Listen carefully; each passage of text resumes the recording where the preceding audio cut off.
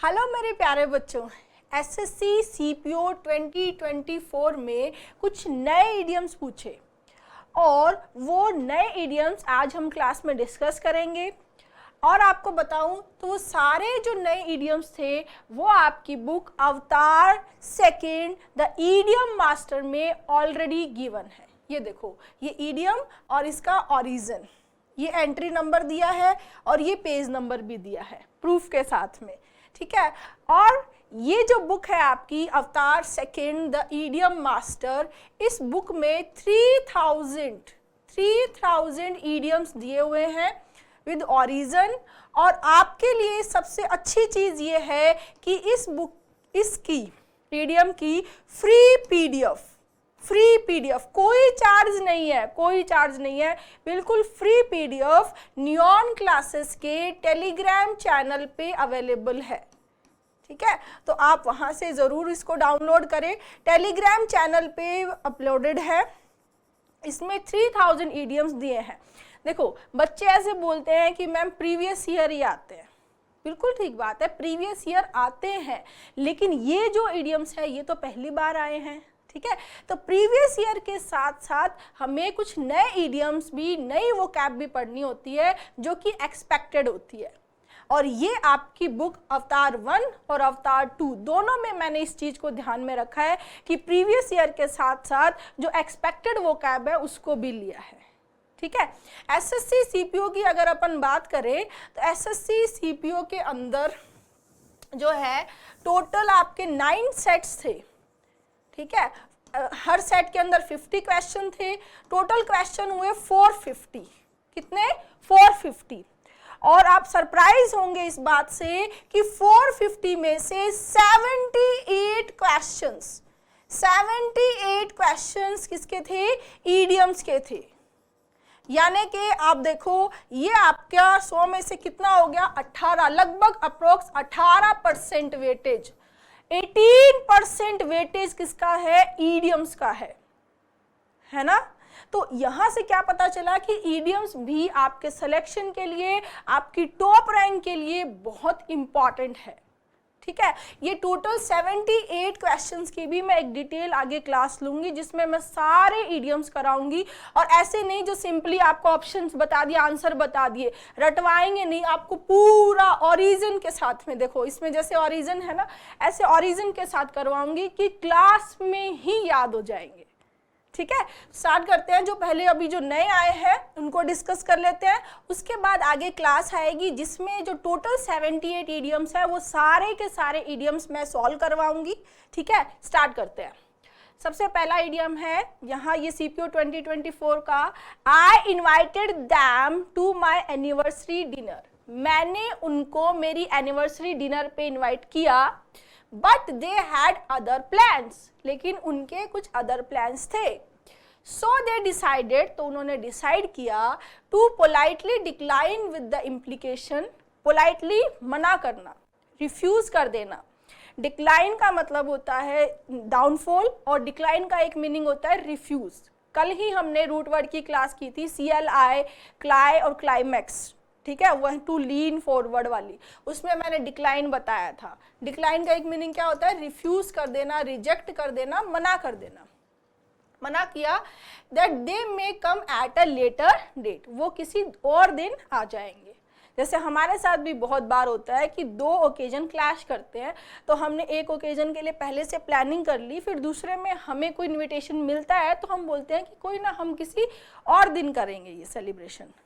Clear है कि हमने इनविटेशन को डायरेक्टली मना करने की बजाय किसी दूसरे दिन पे उसको शिफ्ट कर दिया। क्लियर? इस कंडीशन के लिए क्या आता है idiom? Take a rain check. क्या आता है? Take a rain check. और जनरली इसके बाद में प्रेपोजिशन यूज होता है ऑन। क्या मीनिंग है इसका? Use to tell someone that you can not accept an invitation, जैसे कि वो अभी तो इनविटेशन एक्सेप्ट नहीं कर सकते क्योंकि उनके कुछ और प्लान्स हैं, but would like to do so at a later time, लेकिन किसी दूसरे दिन वो ऐसा जरूर करना चाहेंगे, यानी कि वो डिनर पे जरूर आना चाहेंगे। क्लियर? उसके लिए आता है टेक अ रेन चेक। अब बच्चों के साथ प्रॉब्लम ये होती है कि इस तरह से जब वो रटते हैं तो अभी तो लगता है याद हो गया, लेकिन 2-3 दिन बाद भूल जाते हैं। इसलिए मैं बच्चों को इडियम्स ओरिजिन से याद कराती हूँ। आप एक बार इस ओरिजिन को पढ़ लेंगे, समझ लेंगे, अभी के अभी आपको ये याद हो जाएगा और आगे लाइफ में भी आप कभी नहीं भूलोगे। ठीक है, मैंने जो 3000 ईडियम की जो पीडीएफ आपको बता रही हूँ, उस पीडीएफ में ऐसा नहीं है कि बस ईडियम दे दिया, उसका मीनिंग, हिंदी मीनिंग दे दिया, एग्जाम्पल दे दिया, छुट्टी। नहीं, मैंने उसमें ओरिजिन भी दिए हैं, क्योंकि बच्चे को बहुत सारे सब्जेक्ट पढ़ने होते हैं, वो कितना रटेगा। ठीक है, तो जो चीज़ें हम बच्चों को आसान कर सके याद करने के लिए, इसीलिए ओरिजिन से दिए हैं। देखो, इसको समझो। इस ईडियम का ओरिजिन कहाँ से है? Baseball game.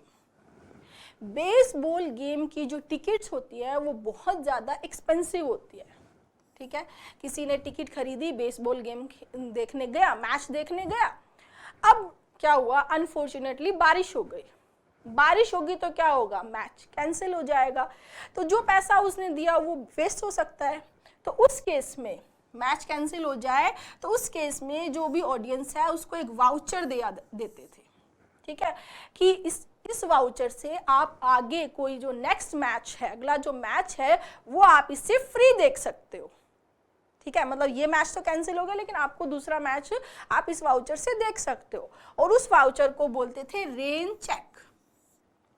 ठीक है, तभी से इस ईडियम का जो मीनिंग है वो टेक अ रेन चेक क्या बना, declining an offer that might to taken up later. समझ में आया? क्योंकि ऐसे अगर बच्चा सोचता है कि कहाँ रेन, कहाँ चेक और टेक, और इसका इस इनविटेशन से क्या लेना देना है, नहीं। लेकिन जब उसको ओरिजिन पता होता है तो उसके लिए याद करना बहुत आसान हो जाता है। आप कभी भूलोगे आप?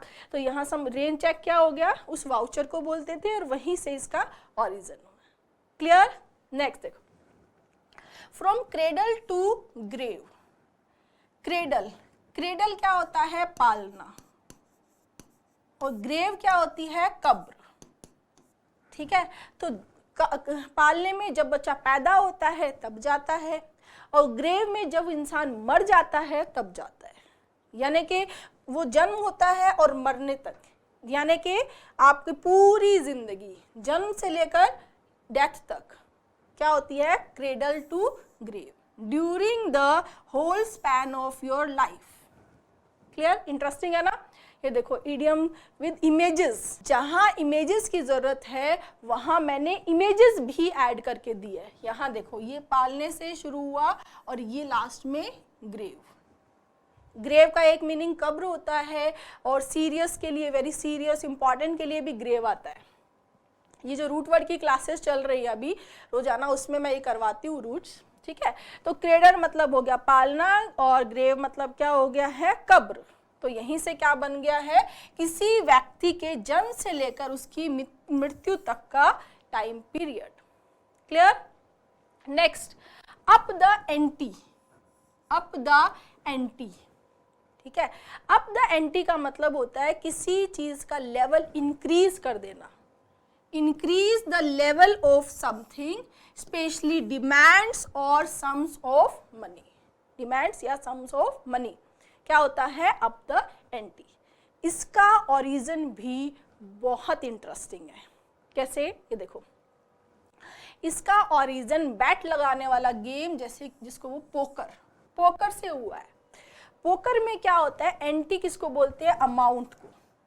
ठीक है, जो प्लेयर गेम स्टार्ट होने से पहले लगाते हैं, ये इतना अमाउंट लगाया। ठीक है, जब ये अमाउंट इंक्रीज होता है, आपने देखा होगा मूवीज में, जब वो अमाउंट इंक्रीज करते हैं तो उसके लिए आता है अप द एंटी। अप माने ऊपर, बढ़ाना के सेंस में ले सकते हैं आप, ऊपर डाउन नीचे। तो अप कर दिया, अमाउंट को अप कर दिया, यानी कि अमाउंट को क्या कर दिया है, बढ़ा दिया है, इंक्रीज कर दिया है। तो इसमें रिस्क, अमाउंट, रिवॉर्ड, रिस्क भी बढ़ेगा जितना ज़्यादा पैसा लगेगा, अमाउंट भी बढ़ेगा, और अगर आ गया तो रिवॉर्ड भी बढ़ेगा। सब कुछ क्या हो जाते हैं, इंक्रीज हो जाता है। तो यही से इस ईडियम का यूज किसके लिए, चीज के लेवल को इंक्रीज करने के लिए, स्पेशली मनी। किसके लिए? मनी के लिए यूज होने लगा। तो अप द एंटी का मतलब क्या हो गया है, किसी चीज का लेवल बढ़ाना, स्पेशली मनी। क्लियर? अब कभी भूलोगे आप? एग्जाम्पल्स भी दिए हैं, एग्जाम्पल्स भी दिए है, हिंदी मीनिंग भी दिया है, इंग्लिश मीनिंग भी दिया है, कहीं प्रॉब्लम नहीं आएगी। जैसे देखो, sellers have upped the ante in this area, इस एरिया में सेलर्स ने क्या कर दिया है, अमाउंट इंक्रीज कर दिया, so much that the first time buyers, जो पहली बार जो फर्स्ट टाइम बायर्स है वो can no longer afford it, वो इसको अफोर्ड नहीं कर पा रहा। क्लियर है? तो यहां से समझ में आता है कि जब हम एग्जाम्पल से और उसको रिलेट कर देते हैं तो और अच्छे से हमारे माइंड में क्लियर हो जाता है। समझ में आया? ठीक है। अवतार 1 और अवतार 2 दोनों के बारे में मैं बता दूं। अवतार 1 के अंदर आपकी वोकैब का पार्ट है वन वर्ड, सिनोनिम, एंटोनिम और स्पेलिंग्स। ये 4 सेक्शन जो है वो अवतार 1 में है। और अवतार 2 द ईडियम मास्टर में ईडियम्स भी है, फ्रेजेस भी है, ईडियम्स है, फ्रेजेस है, ठीक है। फिर आपका सेइंग्स एंड प्रोवर्ब्स है, और आपके होमोनिम्स, जो अभी नया टॉपिक ऐड किया है, होमोनिम्स और पैरोनिम्स है, ठीक है। और आपका प्रेपोजिशन भी है। प्रेपोजिशन पे बहुत अच्छे क्वेश्चंस भी हैं और पूरी एक शीट भी दी हुई है, ठीक है। ये सारे टॉपिक्स अगर आपको करने हैं तो अवतार 2 आपको पढ़नी है, और इनमें से आपको करना है तो अवतार 1 आपको पढ़नी है। और फ्री पीडीएफ आपके अपने नियॉन क्लासेस टेलीग्राम चैनल पे अपलोडेड है। ऑरिजिन जैसा मैंने अभी पढ़ाया इसी पैटर्न पे है, तो आप ज़रूर डाउनलोड करें। Thank you.